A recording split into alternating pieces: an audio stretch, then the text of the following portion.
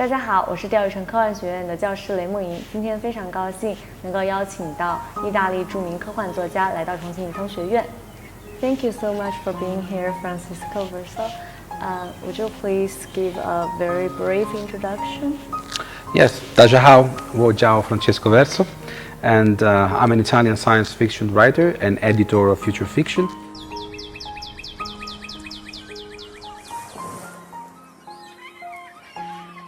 For those readers and students who aren't familiar with you, could you please tell us a little bit about yourself? Yeah, I'm now for around 20 years a science fiction writer, and for around 15 science fiction editor. The idea was really to try to change a bit the things, because when I was going to the bookstores, I was always finding the same kind of book in the science fiction shelf. So I started to ask myself what happened to the rest of the world. In a moment of my life when I was 32, 33, I decided to quit my job because I was left out of the company. And at that moment of big doubt and uncertainty, I decided that I wanted to do something that would make me not rich but happier. And so I asked my family to give me 3 years. Give me 3 years so that I could prove that I'm not wasting my time and the reader's time.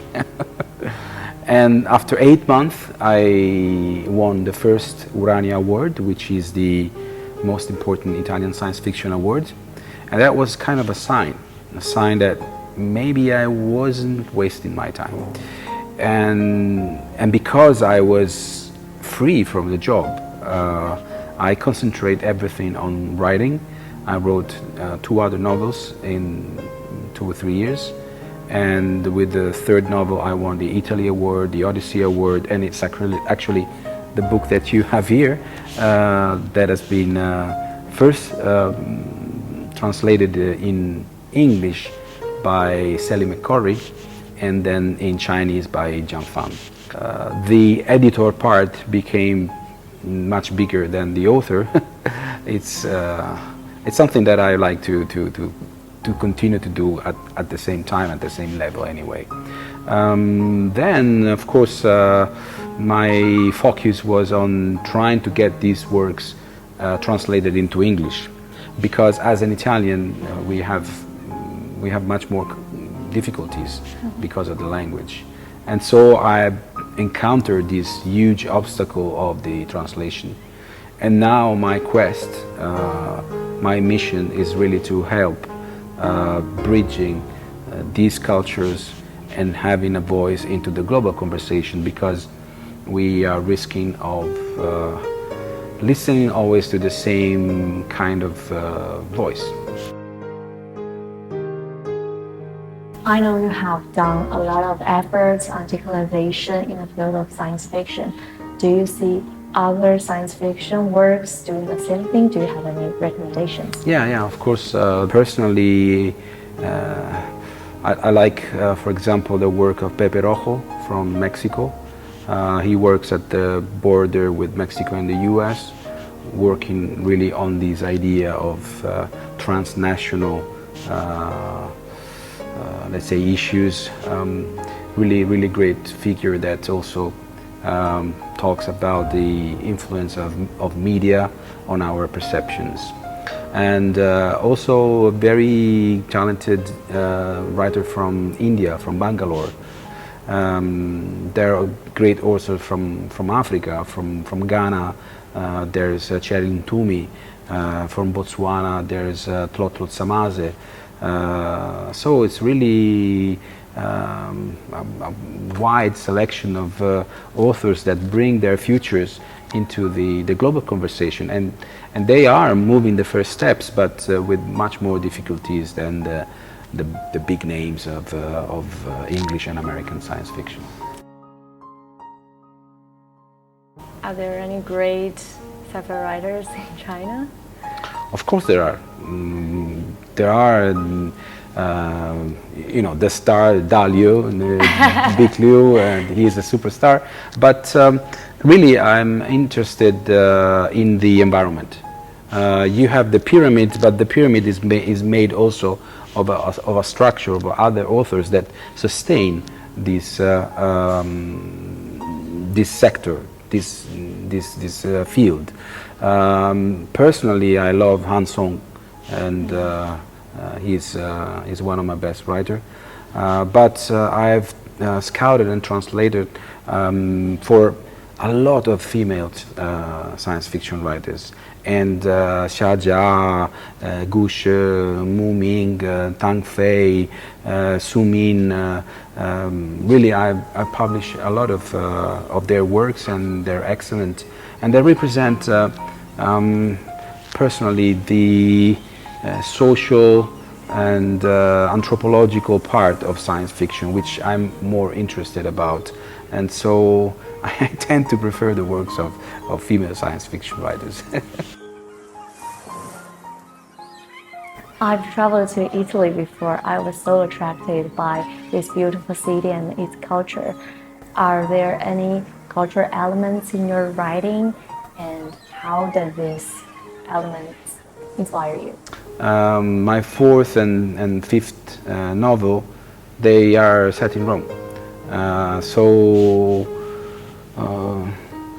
I think that, of course, in those cases, you really feel the atmosphere.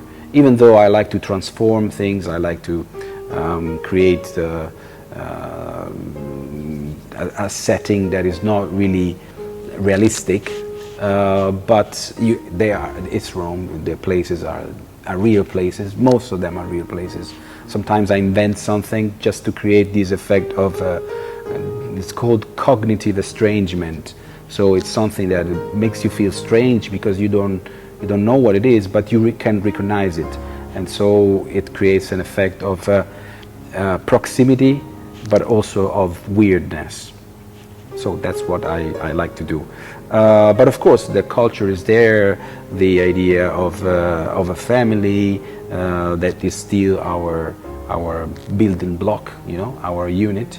The idea of let's say beauty, which is a trait of our culture, whether it's in aesthetics or in food or in music or in relationship between people. It's something that I think it also connects with China in a way. We are ancient civilizations.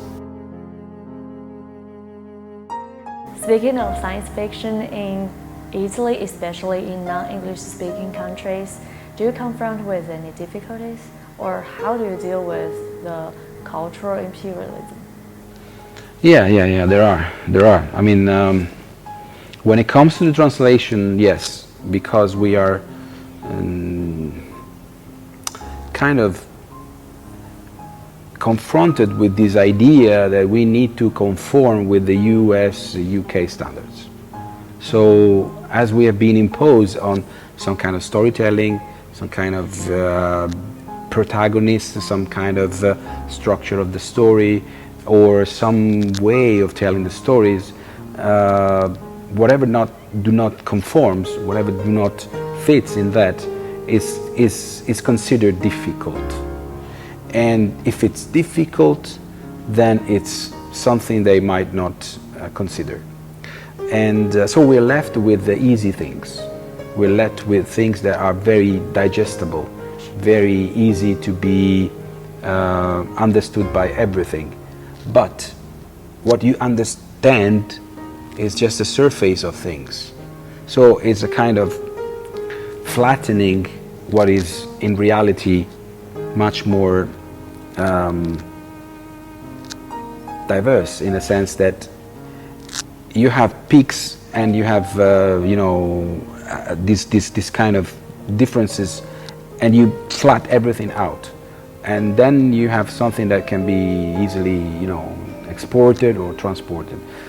I think we need to accept the complexity of things, because that makes us grow. That teaches us something deeper and better and more valuable in relationship to fast processing, fast understanding, and fast discarding, and fast forgetting kind of experience.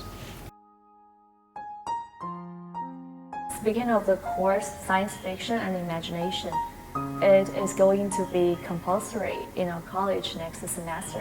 Do you have any suggestions for the course practice, or do you have any expectations for sci-fi education? Well, regarding the suggestions, I think you need to, well, breathe science fiction, eat science fiction, drink science fiction. It means that, first of all, you need to read a lot. You need to, of course, read whatever you find available in your language.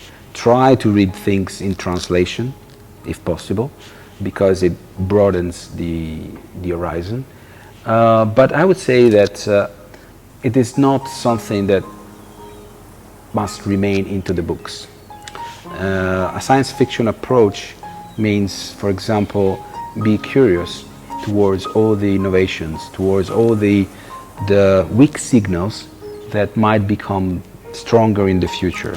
And the second is, of course, related to solar punk. So try to imagine possible futures that are more sustainable than the ones that we live in.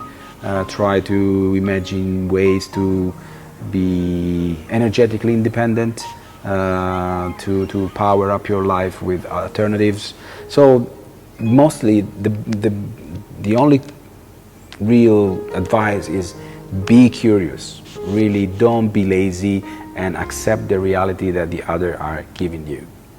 Okay, thank you so much for doing all of this. Thank you. Thank you so much for being here. All the best for your future project.